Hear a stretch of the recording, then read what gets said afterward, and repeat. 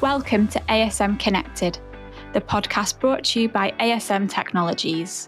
In Series 3, we sit down with a wide range of guests to discuss their journeys working with emerging technology, what innovation means to them, and their advice on navigating the ever-changing landscape as technology continues to disrupt the world.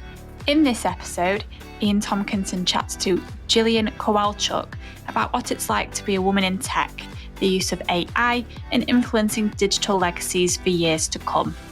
Jillian is an award-winning social entrepreneur, most well known as the founder and CEO of Safe in the City. She was born in Canada but spent her childhood in Yemen until escaping the civil war.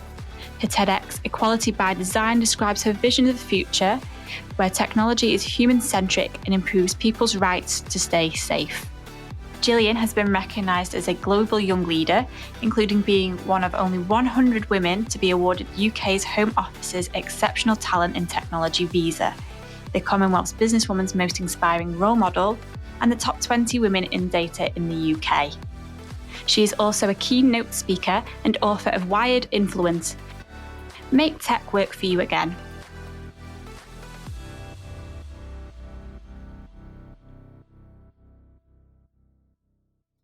Welcome, Jillian. I'm glad to have you on the show. Thanks so much, Iain, for having me. Yeah, no, great. I'm really been looking forward to this because I can quite often tell when I'm working with a guest of just by the questions that come back and the content and stuff, if it's going to be a really good show. So I'm really, really well prepared. I've done a little bit of research, which I think is the courteous thing to do. I'm going to first, obviously, after my introduction there, Safe in the City is an interesting app.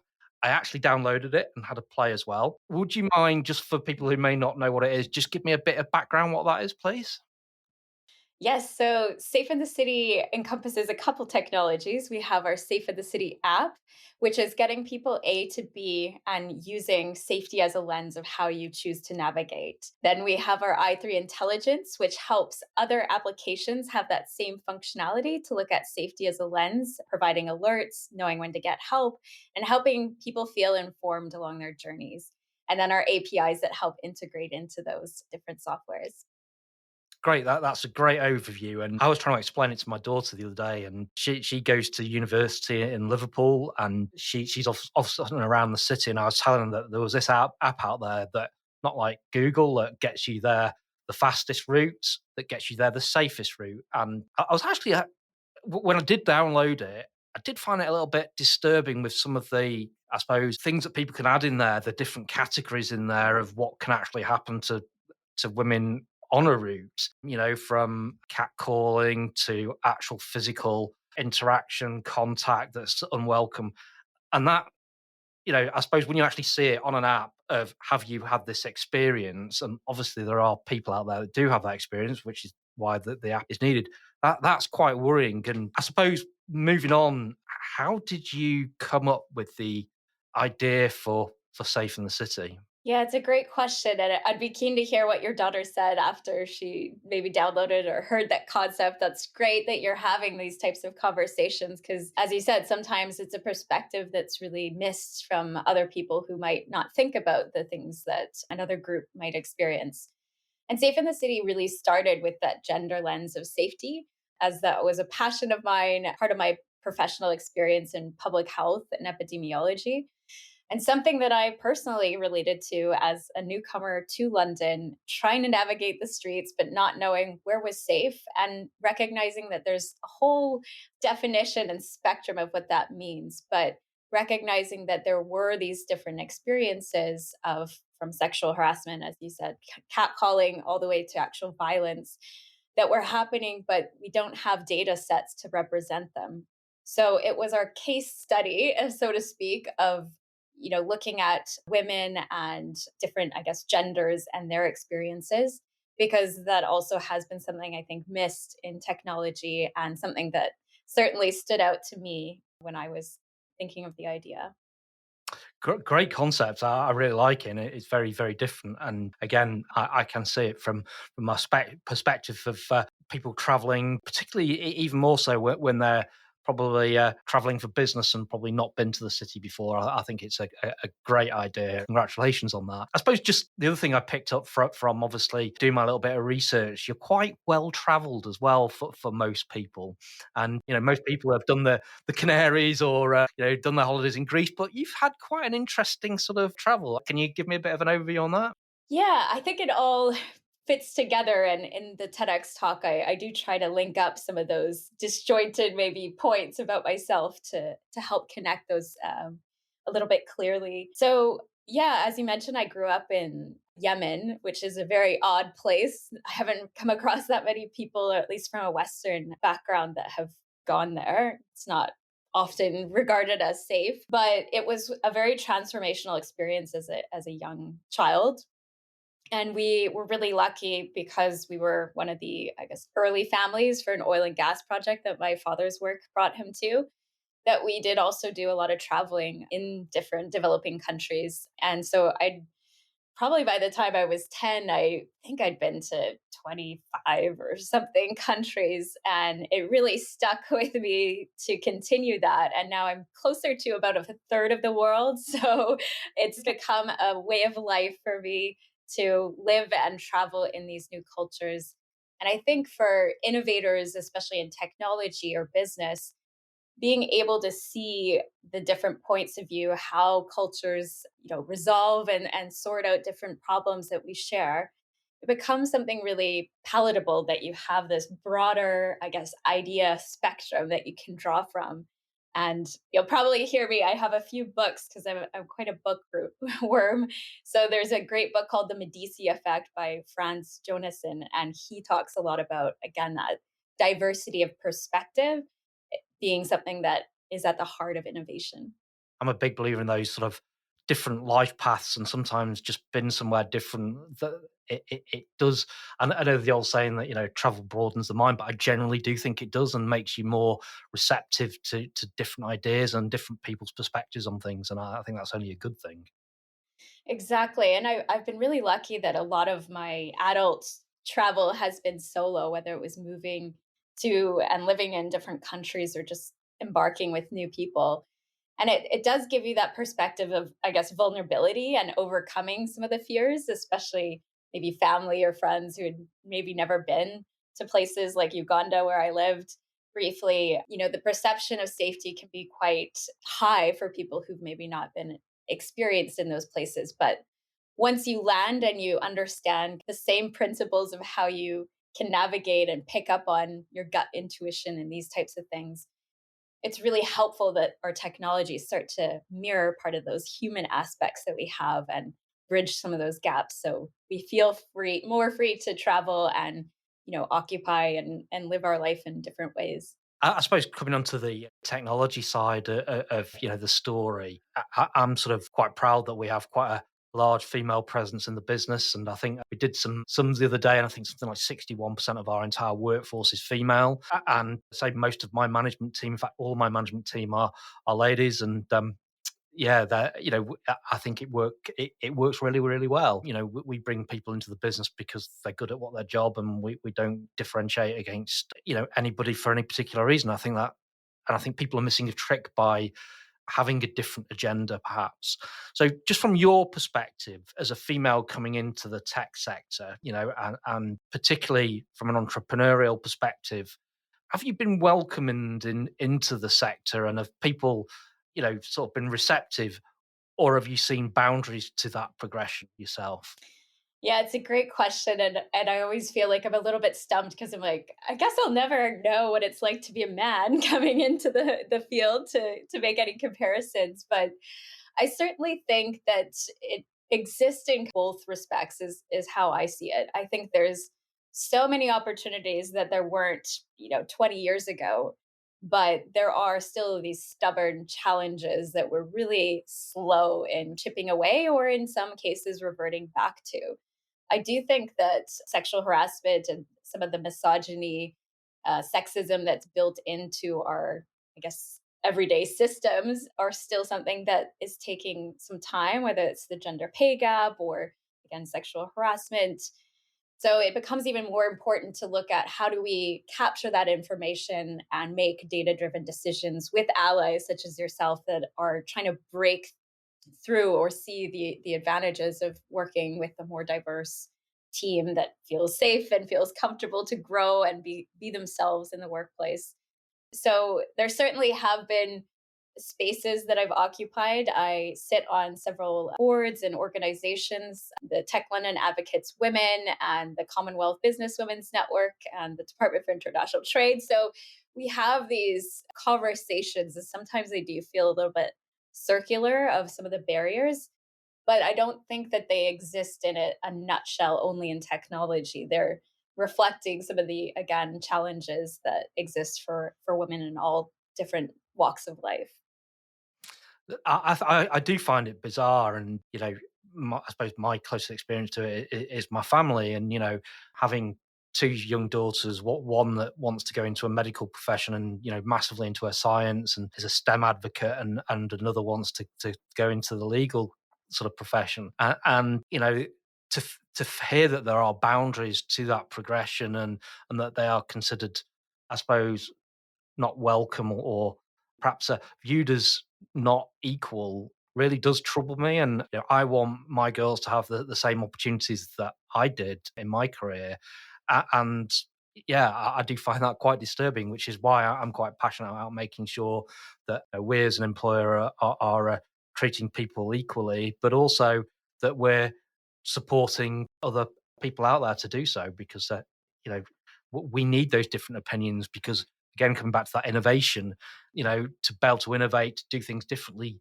I always say, and my team will get fed up with me saying it, more heads are better than one. And the more different opinions that we can get involved with, the stronger we'll be as a business. And I think you're a great example of that from everything that I've seen. So that's great to hear that someone's got a voice out there. Thank you, Anne. And that, I think it's fantastic because, as you said, when we're young and with our families and our loved ones, we want the best for them. We want all the opportunities, and that's something that I think we truly do believe and want. But in reality, as we kind of progress, we come across these hurdles, and it becomes difficult to know where to start on how to unpick them. But yourself and your organization, like that's exactly where you need to start. It's This isn't right, to understand that perspective, to have these different conversations and find the ways that you can lift other people up.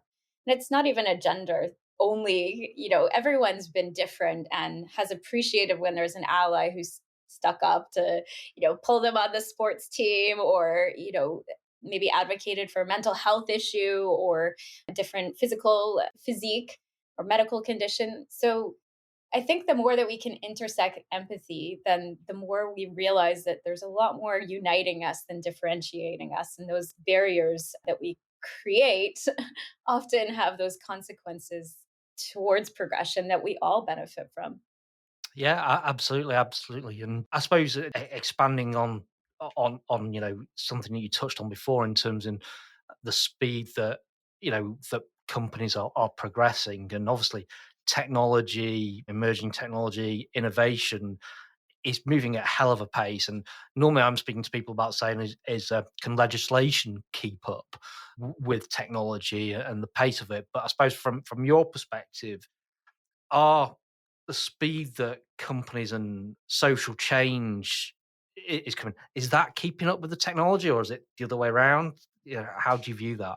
Yeah, I think in general, there is still a big distribution gap of where these technologies exist, whether that's infrastructure in places in maybe sub Saharan Africa, or, the people who are designing it and maybe thinking and missing perspectives that we have. And now, certainly fast forwarding into, AI, looking at how does that get programmed into these systems that automate things like bias that could actually create even more divide or polarization or challenges. So I think we still have a long ways of going in terms of bridging the gap between social change and technology. And I think that's part of the uniting factor when you are a social entrepreneur, looking at how do we maybe move beyond just profits, because ultimately, if we have a habitable planet to live on, and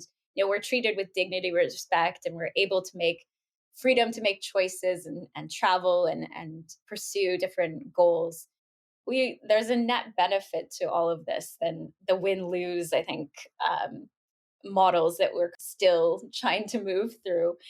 And I did mention it, my TEDx talk, this really poignant example, I believe it was from Mercier, that, in terms of self-driving cars, the things that we used to imagine in movies only a couple decades ago, we're pretty close, and, in some cities actually even implementing these autonomous cars, but we're about 217 years away from closing the gender pay gap, which you can just imagine that's generations that your daughters or their daughters like would have to know that they weren't valued as much in the workplace. And those are some of the things that we should all be outraged by, because again, those ideas that are out there that could solve critical, healthcare challenges, cancer or climate change or safety tech, I think they exist in all different types of people, and the more we can unlock that potential, the better.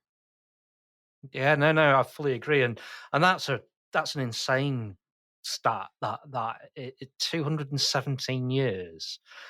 I just find that, yeah, that's really bizarre.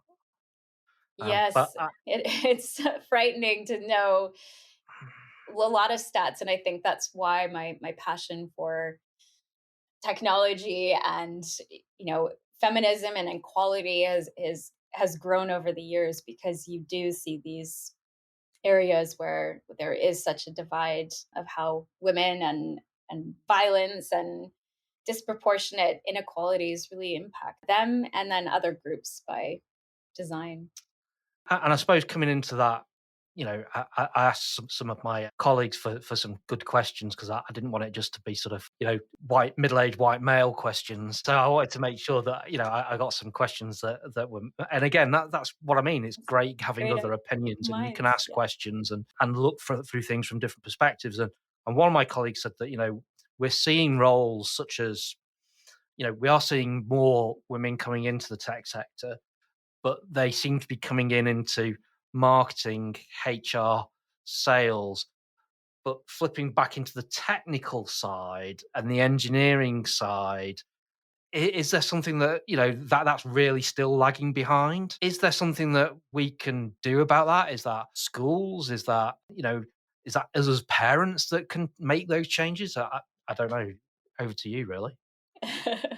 That's a great question. I wish I had all the answers to these, because it's something that we should talk about in different rooms and with different groups of people, because we need everyone's input. And I really appreciate that you crowdsourced some of these, so you knew that there was other perspectives to come in. I certainly see, at least in the entrepreneur and tech world, that there is that skewed maybe distribution towards more feminine types of roles, whether it's, education tech or HR or e-commerce, marketing, as you said. And I still feel like I'm an odd one out in terms of the deep tech, AI, coding places.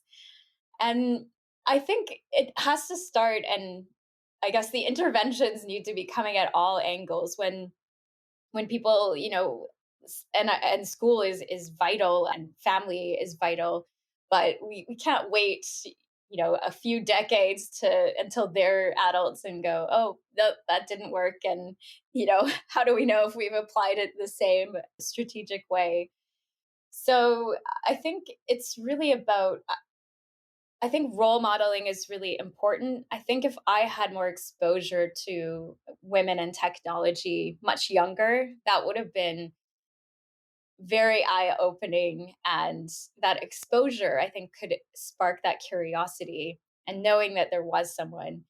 And I think, that network effect to help promote the different achievements of women is really important. But then also, what are the actionable steps that we can take? Could we have more, interns coming in which is something that I'm very passionate about, to make sure young women are, following the day to day, and they go, oh, she's not that clever, or she makes mistakes, and just, a human being.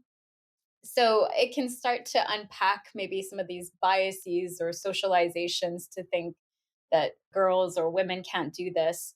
And I think there's also an important piece to my story in that you can career change. I started in public health. That's not usually synonymous with technology. If anything, it's quite a more older institution I'm trying to help break it through into, the technologies, how that could provide benefit. But there's endless, I think, examples, but it's being able to look at role models, being able to reach them, having different programs to access these people and make it feel like it's not, some magical person out there that is one of a kind, because it is something that anyone can do. Starting a business, getting into technology, there's so many pathways in. I think it's our own pursuit, and of, I guess, is our pursuit to find ourselves in our purpose and not be limited by what we think others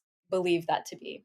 Yeah, and speaking of which, and in terms of, you mentioned AI, and I actually, one of my team was actually speaking to a company the other day, and again, this is the shift that we are finally starting to see, is that there's a company out there that now can check the bias in AI to make sure that it's actually not just, looking at the opinion from one area, that it's checking to make sure that, we have opinions from different walks of life when we're making these decisions, and we're training AI, and we're working with machine learning, because that's potentially a bigger problem that's brewing, isn't it? If we don't fix this, and then we start putting that into machines, then that 217 years actually becomes probably longer.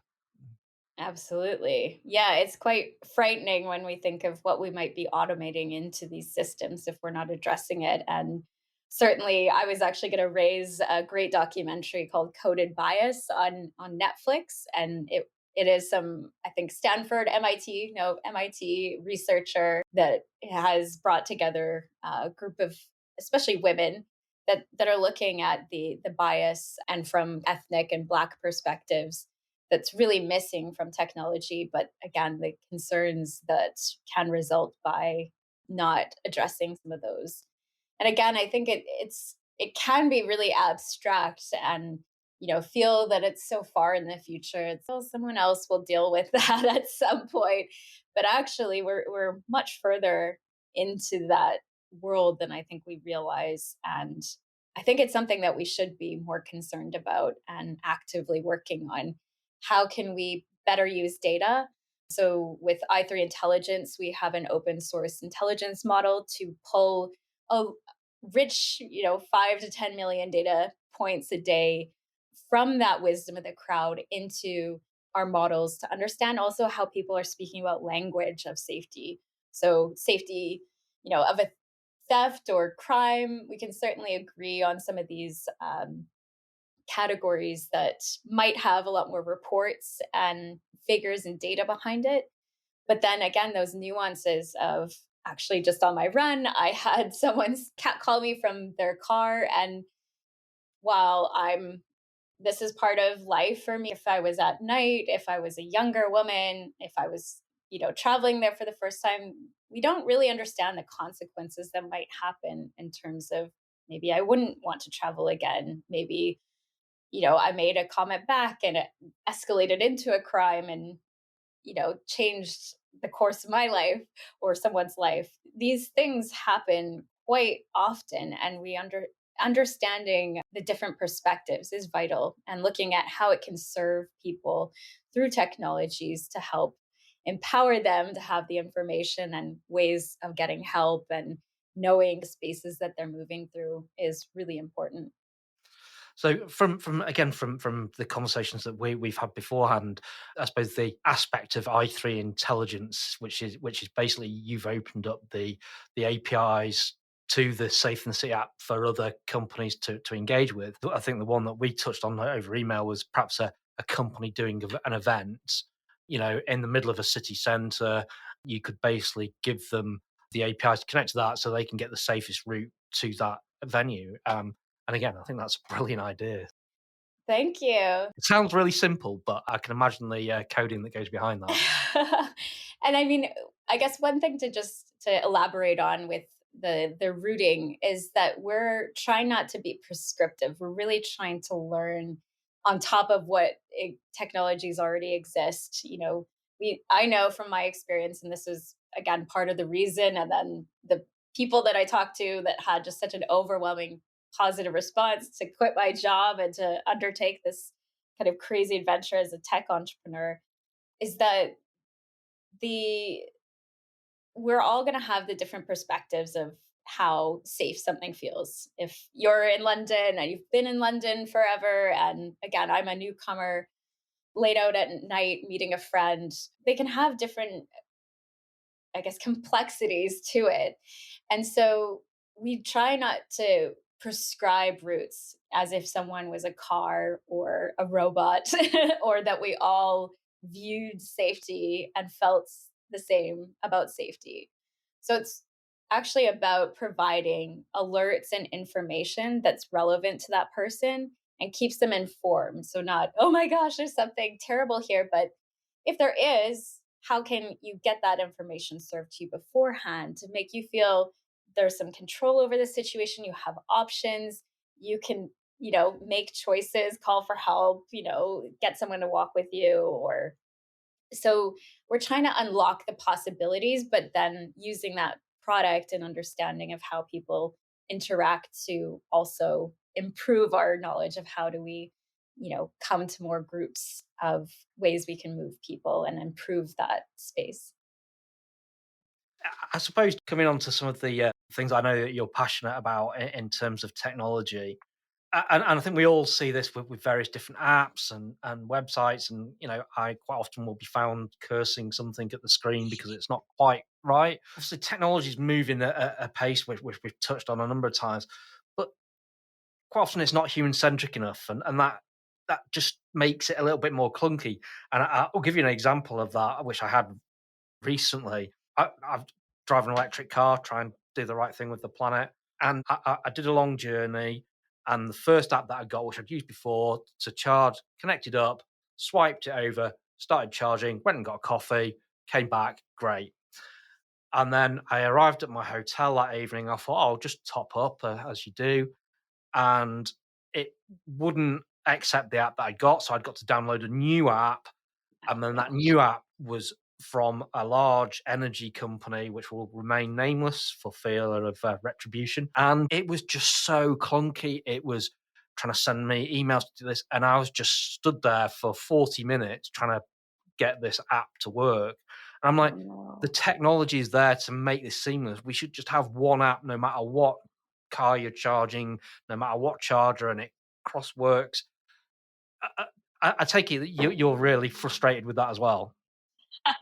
Not necessarily electric car charging, but I think we've all had technology that fails us in these ways. Like I guess anything that comes up in life, but I haven't experienced the electric vehicle mishap yet. I'm sure I will at some point. But I do think there's a lot of duplication in technologies and being, I guess, replicating it. We all also have the leaders that, I think we do need to disrupt and look for, maybe it's not the 100 million, pound app that they have going, but there is these duplications or missing pieces that I think we do need to be better at connecting up.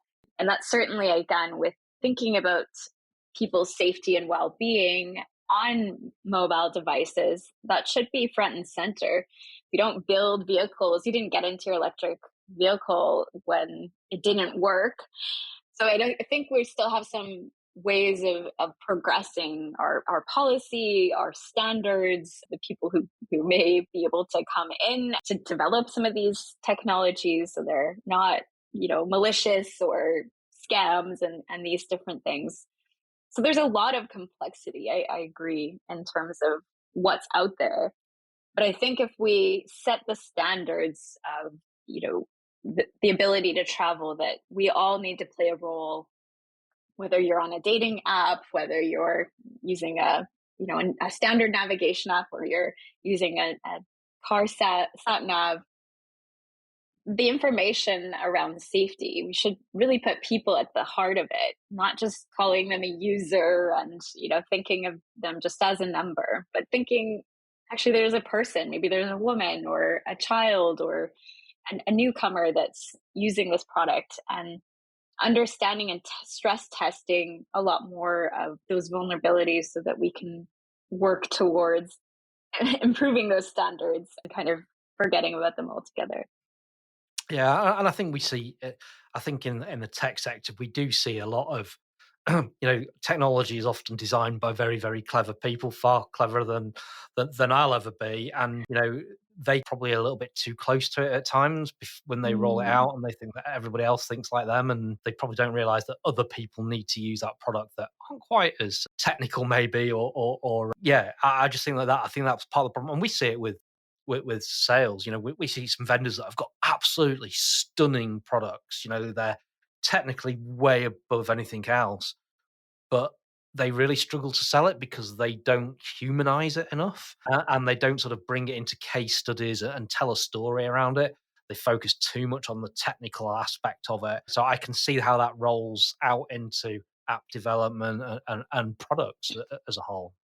Exactly. And I think you're probably familiar. I'd be curious to hear your perspective on kind of the attention economy that the tech sector is really kind of harnessed around, maybe social media, but gaming.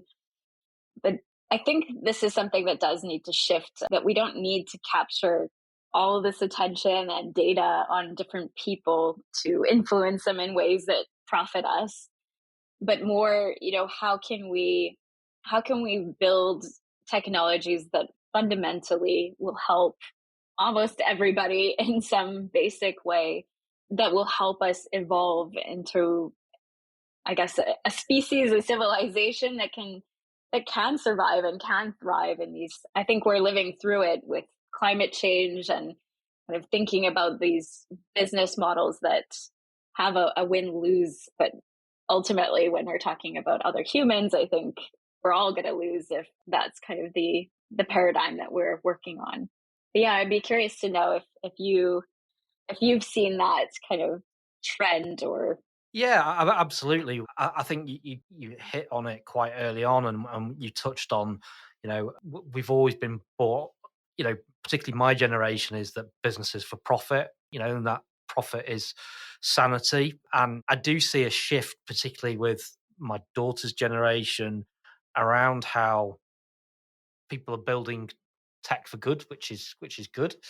And just the different ways of how we should approach technology, and that it doesn't, if it helps someone, if it can do something different, then you can still make a profit out of it. Profit isn't a bad thing, but it shouldn't be the only thing. It should be out there to help and to help communities, to help individuals.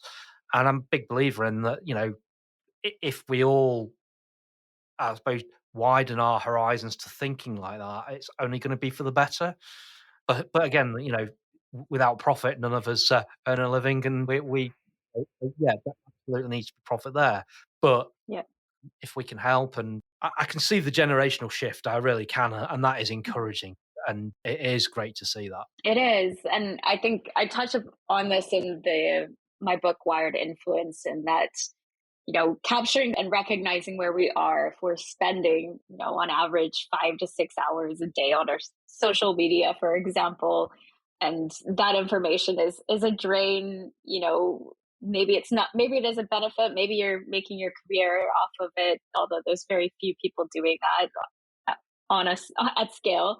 So I guess I think it's important to apply our own mindfulness to technologies of, where do we want to influence the direction? Do we want to influence the direction? And yeah, in terms of spending money with companies that are using sustainable products, or do have more transparency in their privacy policies and how they're trying to benefit people beyond maybe just a linear kind of pathway.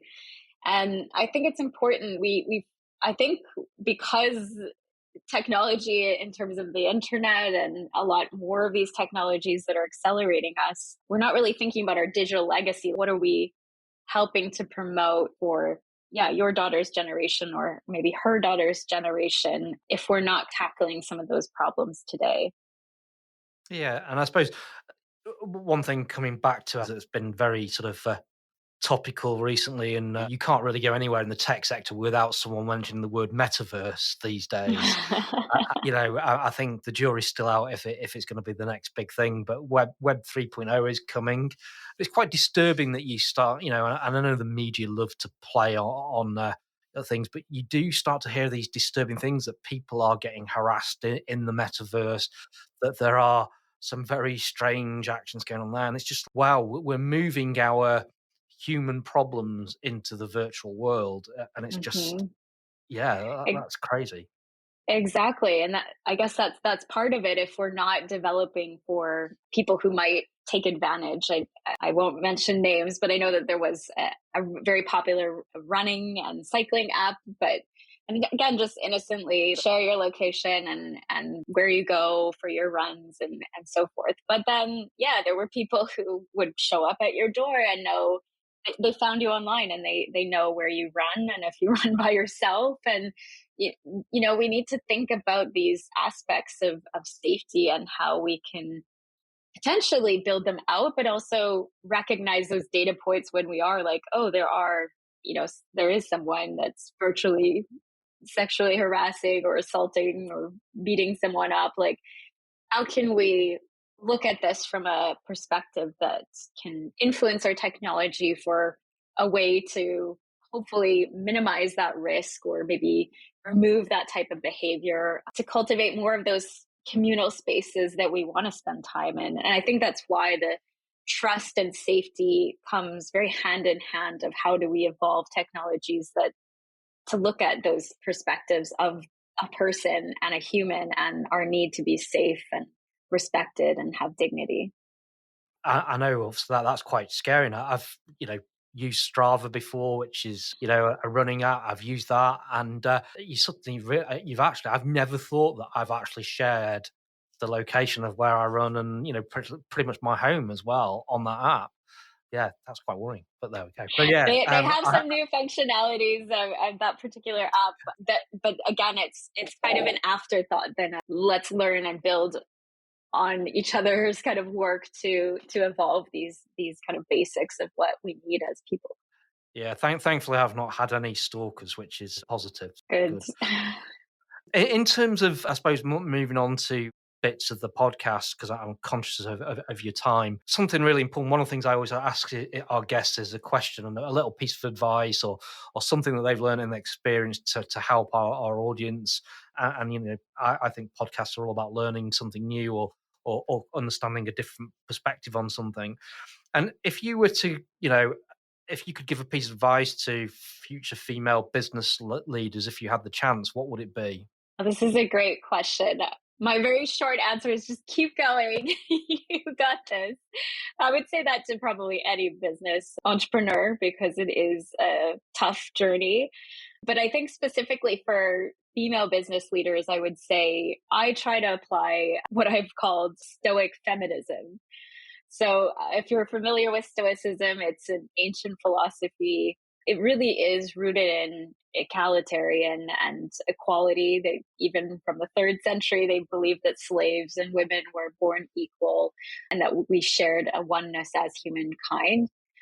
So the principle of, I guess, Stoic feminism is to you go through these challenges that will present themselves in different forms, whether it's because of your gender, your race, or your age, or abilities. But it's, I guess, the endless pursuit of your own way of being ethical and trying to evolve the challenges into something that can benefit you and someone else in that process. So I think through some of the challenges with Safe in the City, that's been really at the heart of it. I'm trying to do this to make it easier for more potential women to come through to create their own products, for other people to be inspired to tackle problems that matter to them. And I think, yeah, that kind of resilience feels like it's something that you'll need as a business leader, and is a talk that I give in a little bit more detail, but is something really key for people. Yeah, that's great advice. And yeah, I think a lot of people appreciate that. We're in a volatile world at the moment, and I think the challenges as a business leader are tough, and are probably going to get tougher moving forward. And I suppose we all appreciate advice when we're given it. So thank you for that. I'm going to come to a couple of our sort of quick fire questions that we always ask as we start to wrap up, just to sort of do that. My favorite question is always, what's your favorite tech gadget? I have I have a problem with this because I'm that person that has an app for everything, or at least I used to be. I think in terms of, I guess, the segue of we're in some challenging times. I think there's some really cool gadgets and apps that are earning passive income on, maybe a Bitcoin. There's the basic attention token on Brave, so any ad revenue gets put into your bucket. You can share it with creators. There's actually one I just came across called Club Bitcoin, and it's solitaire, which I love. So you earn sats or satoshis as you play. So I think there's some really cool ways that, whether you do that, or I have some other ones like a tree app where I can, especially before I go travel, I usually plant a bunch of trees, support businesses that are also sustainable. There's some great tech gadgets that are really, again, building that future that I want, my family to live in, and my children and their children. So I would say that those are high on my list. And then just for fun, the Wombo AI art app. That's really fun if you haven't given it a go. The No, AI I creates haven't. art. Oh yeah, give it a go. It's really interesting. It's not one of those addictive ones, is it? Because I get enough trouble for answering emails at 10 o'clock at night and stuff like that. But I'd rather just deal with something there and then than wait till the next morning for it. But so, speaking of AI as well, again, my last question to you: should we be afraid of AI, or should we embrace it? Oh, this is a really great question, Ian, and a difficult one to end on. But I think we should have some real concerns if we do nothing in the direction that we are headed, whether that's kind of the coded bias and minorities not having a representative, I guess, place in where AI is taking us. But I think also we need to be a little bit more conscious of what we put on. If our models are trained on Twitter and the anger and troll farms that are happening, what are we producing to what advantage? Or, if there's only a few players that have access to the benefits of AI, how can that be maybe used against certain people or companies or organizations? So I think we should practice caution, but know that there's such an endless opportunities of how we can use AI to really help advance core issues to human beings and our planet and our kind of virtual civilizations to come. So I would say I'm in the middle, but I'm more concerned right now, which is why I'm giving my all towards the other side. Yeah, and I suppose just to sort of to wrap that up in terms of I think particularly in healthcare, I can see AI having a great deal of traction and doing some really good there.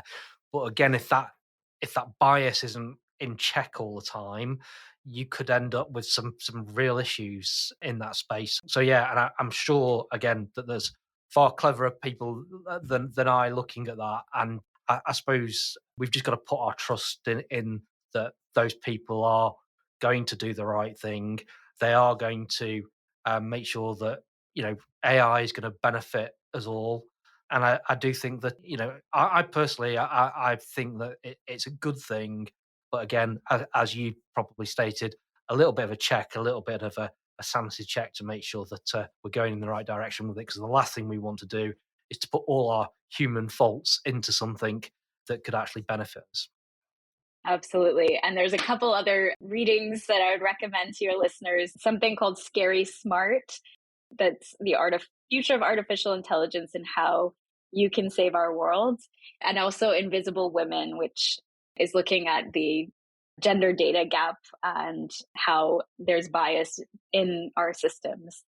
So I would encourage people to learn more. I think it is a large and complex topic, but you can start really small and just educate yourself to learn a little bit. And again, maybe spark that curiosity, know and research people who might look or come from similar backgrounds to you, to know that if this is something that you want to pursue, you can absolutely do that. I think there's no time but today to embrace technology and to bring your innovations to life. Thanks for joining the show. Good luck with the app, and we'll be following your progress, and hopefully we'll speak again soon. Thank you so much, Iain, and all that you're doing at ASM. Thanks for listening to this episode of ASM Connected with guest Jillian Kowalchuk. If you've enjoyed this episode, subscribe now to make sure you never miss an update, and check out other episodes in the series. To find out more about the team at ASM Technologies, visit asmtech.com. This is ASM Connected.